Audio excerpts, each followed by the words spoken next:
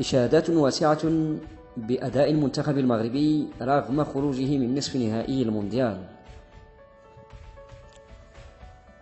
حظي أداء المنتخب المغربي لكرة القدم خلال نهائيات بطولة كأس العالم المقامة حاليا في قطر بإشادة واسعة رغم خروجه من مرحلة نصف النهائي إثر هزيمته في المباراة التي جمعته مساء أمس الأربعاء بالمنتخب الفرنسي. وانتهت مباراة نصف النهائي التي جمعت منتخبي المغرب وفرنسا المتوجة بكأس العالم مرتين 98 و 2018 بهدفين دون رد لتتأهل بذلك إلى النهائي مع منتخب الأرجنتين، فيما سيخوض المغرب يوم السبت المقبل مباراة لتحديد المركز الثالث في المونديال أمام منتخب كرواتيا. وأجرى العاهل المغربي الملك محمد السادس الأربعاء اتصالا هاتفيا مع مدرب المنتخب المغربي وليد الركراكي وعميد المنتخب رومان سايس عقب نهاية المباراة، وأشاد خلاله بما قدمه المنتخب من إنجازات متميزة خلال بطولة كأس العالم.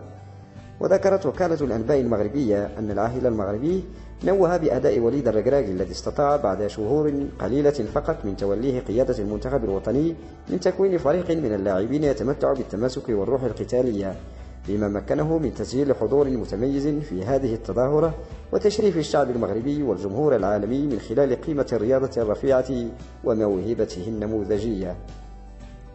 ورغم الأمطار خرج مغاربة إلى الشوارع في العديد من المدن مساء الأربعاء للاحتفال تعبيرا عن تقديرهم وفخرهم بما حققه المنتخب المغربي في هذه التظاهرة، حيث تمكن ولأول مرة في تاريخ الكرة المغاربية والإفريقية من بلوغ نصف نهائي المونديال.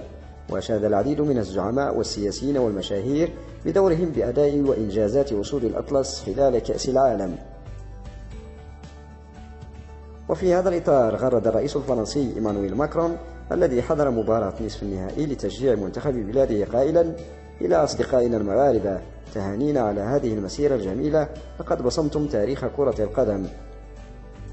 وقال العاهل الأردني الملك عبد الله الثاني في تغريدة: فخورون بما حققه المنتخب المغربي الشقيق من إنجاز كروي عالمي غير مسبوق عربيا، وأضاف: تهانينا لأخي العزيز جلالة الملك محمد السادس والشعب المغربي الشقيق، وإلى وصول الأطلس وحليفكم النجاح والتوفيق في قادم الأيام.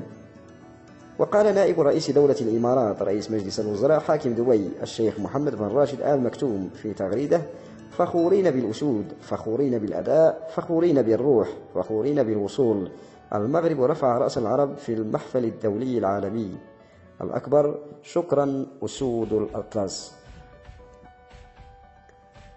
وقال رئيس مفوضية الاتحاد الإفريقي موسى فقي محمد في تغريدة له: إفريقيا فخورة بمسار أسود الأطلس في كأس العالم، مبرزا أن سجلهم وجودة لعبهم جعلا من إفريقيا الآن إحدى القارات الرائدة في كرة القدم العالمية.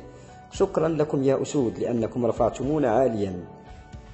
كما أشادت عدد من السفارات الأجنبية في المغرب بأداء المنتخب المغربي. وقال السفير الأمريكي في المغرب بونيت تالوار في تغريدة أعادت نشرها السفارة الأمريكية عبر حسابها الرسمي: الملايين ليس فقط في المغرب ولكن في جميع أنحاء العالم ألهمتهم أسود الأطلس، إنهم رياضيون ماهرون بشكل لا يصدق ورياضيون مثاليون يمكنهم أن يرفعوا رؤوسهم عاليا، سنشجعهم يوم السبت. وقالت سفارة المملكة المتحدة في تغريدة عبر حسابها على تويتر: شكرا للمغرب على هذه البطولة المثيرة، مؤكدة أن المنتخب المغربي صنع التاريخ، ومتمنية له التوفيق في المباريات التي سيخوضها مستقبلا، وعلى رأسها تحديد المركز الثالث مع كرواتيا. وتفاعل العديد من مشاهير الفن والرياضة والإعلام بأداء المنتخب المغربي. وفي هذا الإطار تشاطر لاعب المنتخب الفرنسي كيليان مبابي صورة تجمعه بلاعب المنتخب المغربي وزميله في نادي باريس سان جيرمان أشرف حكيمي، وارفقها بتغريدة قال فيها: لا تحزن يا أخي، الجميع فخور بإنجازاتك، لقد صنعت التاريخ. وغرد الفنان المصري هاني شاكر مشيدا بأداء منتخب المغرب: إلى أسود الأطلس الكبار والشعب المغربي الشقيق، لا تحزنوا ولا تبكوا، فقد حققتم المستحيل ووصلتم للمربع الذهبي لأول منتخب عربي وإفريقي، وكنتم خير ممثل للكرة العربية. كل الشكر لكم أيها الكبار، فقد رفعتم رؤوسنا عاليا فخرا واعتزازا.